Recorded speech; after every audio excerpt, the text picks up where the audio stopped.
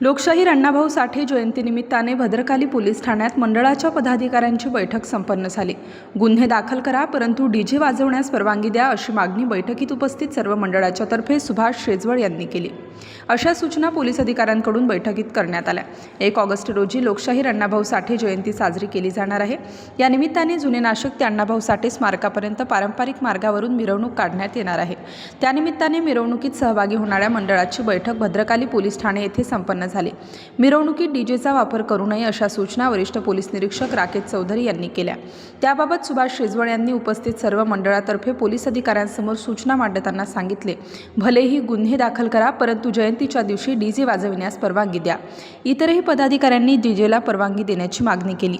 इतर जयंती मिरवणुकांना डीजेची परवानगी दिली जाते, मग याच जयंतीला परवानगी का नाही असे प्रश्न पदाधिकाऱ्यांकडून उपस्थित करण्यात आले। तर शासकीय सूचना आणि नियमांचे पालन करत जयंती साजरी करावी। मिरवणुकीत सहभागी होणाऱ्या वाहनांची तपासणी करून घ्यावी। चालकाने मिरवणूक दरम्यान एका जागेवर वाहन सोडून जाऊ नये। परिसरातील मद्य दुकानाबाबत संबंधित विभागाशी पत्रव्यवहार केला आहे। तसेच डीजेला बंदी आहे। अधिकृत पारंपरिक वाद्याचा वापर करा। वाद्यासंदर्भात पोलीस महासंचालक यांनी यंदा परवानगी देण्यासाठी विशेष फॉर्म तयार करण्यात आले आहे। मंडळाच्या पदाधिकाऱ्यांनी तो फॉर्म अधिकृत परवानगी घ्यावी असे मार्गदर्शन सहाय्यक पोलीस आयुक्त नितीन जाधव यांनी केले। एकूण 7 मंडळ मिरवणुकीत सहभागी होणार आहेत, तर 8 मंडळांनी प्रतिमा पूजनासाठी पोलीस ठाण्यात नोंद केली आहे।